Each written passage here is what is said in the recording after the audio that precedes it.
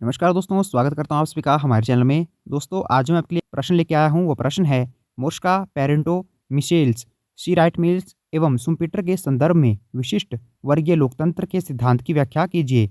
यानी कि जो इलाइट थ्योरी है, उसकी व्याख्या कीजिए। दोस्तों, सबसे पहले हम इसमें इंट्रोडक्शन लिख लेते हैं। लोकतंत्र के अभिजात वर्ग के सिद्धांत यानी कि इलाइट थ्योरी ऑफ डेमोक्रेसी का मानना है कि भले ही कोई समाज खुद को लोकतांत्रिक कहता हो, सत्ता वास्तव में एक छोटे विशेषाधिकार प्राप्त समूह के हाथों में केंद्रित होती है, जिसे अभिजात वर्ग कहा जाता है। यह अभिजात वर्ग आर्थिक, राजनीतिक, सैन्य या अन्य प्रमुख संस्थानों पर नियंत्रण रखता है और वास्तविक निर्णय लेने की शक्ति इन्हीं के पास होती है। आम जनता के पास शासन के लिए आवश्यक ज्ञान, संसाधन या क्षमता की कमी होती है और वे मुख्य रूप से अभिजात वर्ग द्वारा लिए गए निर्णयों का पालन करते हैं। विल्फ्रेडो पेरेटो का हम सिद्धांत देख लेते हैं। पेरेटो को अभिजात वर्ग के संचरण यानी कि सर्कुलेशन ऑफ इलाइट्स के सिद्धांत के लिए जाना जाता है। उनके अनुसार समाज हमेशा दो वर्गों में बंटा हुआ होता है, अभिजात वर्ग और गैर अभिजात वर्ग। अभिजात वर्ग वे लोग जो अपने कार्यक्षेत्र में उच्चतम स्तर पर होते हैं, जिनके पास विशेष गुण और क्षमताएं होती हैं। गैर अभिजात वर्ग शेष जनसंख्या। पेरेटो ने अभिजात वर्ग को भी दो उपवर्गों में बांटा। अभिजात वर्ग है वह भी दो भागों में है। वह है शासक अभिजात वर्ग, गवर्निंग इलाइट्स। वे अभिजात वर्ग जो सीधे सरकार में होते हैं और शासन करते हैं। और दूसरा है गैर शासक अभिजात वर्ग। वे अभिजात वर्ग जो सरकार में नहीं होते लेकिन समाज के अन्य क्षेत्रों जैसे कि व्यापार, कला, विज्ञान में प्रभावशाली होते हैं। पेरेटो का मानना था कि समाज में अभिजात वर्ग का निरंतर संचरण होता रहता है। अभिजात वर्ग में कुछ विशिष्ट गुण जैसे शेर की तरह बल या लोमड़ी की तरह धूर्तता होती है।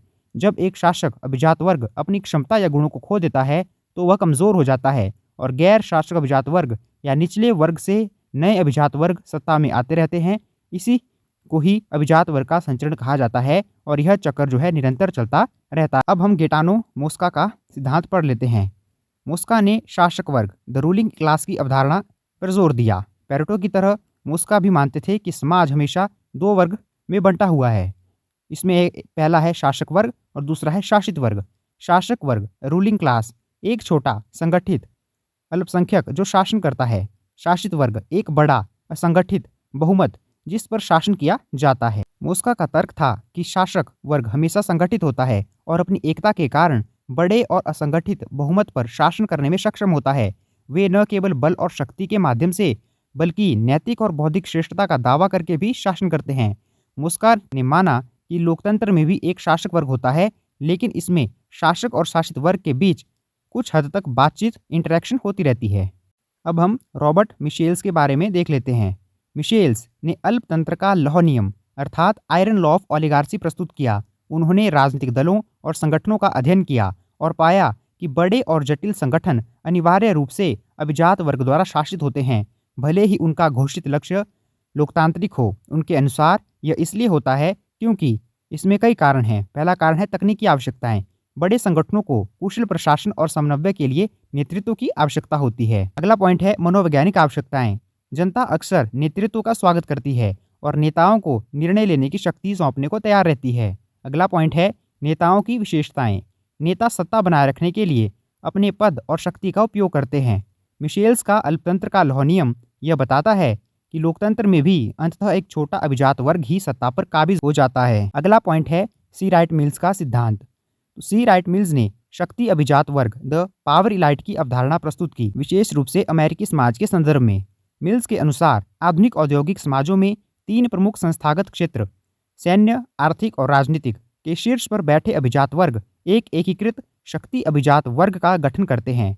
ये समूह आपस में जुड़े हुए होते हैं और राष्ट्रीय और अंतर्राष्ट्रीय नीतियों पर महत्वपूर्ण प्रभाव डालते हैं। मिल्स ने तर्क दिया कि ये अभिजात वर्ग निर्णय लेने की प्रक्रिया को नियंत्रित करते हैं और आम जनता का इन निर्णयों पर बहुत कम या कोई प्रभाव नहीं होता है। उनके अनुसार यह शक्ति अभिजात वर्ग समाज के प्रमुख संस्थानों पर हावी होकर जनता की इच्छा के बावजूद अपनी नीतियों और हितों को लागू करते हैं। पेरेटो और मोस्का के विपरीत मिल्स ने अभिजात वर्ग के शासन की आलोचना की और इसे लोकतांत्रिक आदर्शों के लिए खतरा माना। अब हम जोसेफ शुम्पेटर का सिद्धांत देख लेते हैं। जोसेफ शुम्पेटर ने लोकतंत्र के अपने प्रक्रियात्मक या प्रतिस्पर्धी अभिजात वर्ग के सिद्धांत अर्थात प्रोसीडरल और competitive elite theory of democracy को प्रस्तुत किया। शुम्पेटर ने उदारवादी लोकतंत्र के पारंपरिक दृष्टिकोण को खारिज कर दिया, जिसमें जनता की इच्छा को सरकार का आधार माना जाता था। उनके अनुसार लोकतंत्र का अर्थ यह नहीं है कि लोग स्वयं पर शासन करते हैं, बल्कि यह एक ऐसी प्रक्रिया है जिसमें लोग उन नेताओं का चयन करते हैं जो उनके ऊपर शासन करेंगे। शुम्पीटर ने लोकतंत्र को अभिजात वर्ग के बीच सत्ता के लिए एक प्रतिस्पर्धी संघर्ष के रूप में परिभाषित किया। जनता का कार्य केवल चुनावों के माध्यम से विभिन्न अभिजात वर्गों में से किसी एक को चुनना है। एक बार चुने जाने के बाद इन नेताओं को नीति निर्माण में काफ़ी स्वायत्ता प्राप्त हो जाती है। शुम्पीटर का मानना था कि यह मॉडल लोकतंत्र को अधिक यथार्थवादी बनाता है, क्योंकि आम जनता के पास राजनीतिक मामलों में गहरी रुचि या पर्याप्त ज्ञान नहीं होता है। यह दृष्टिकोण लोकतंत्र को स्थिरता प्रदान करता है और अराजकता को रोकता है। दोस्तों, अब हम इसमें निष्कर्ष लिख लेते हैं।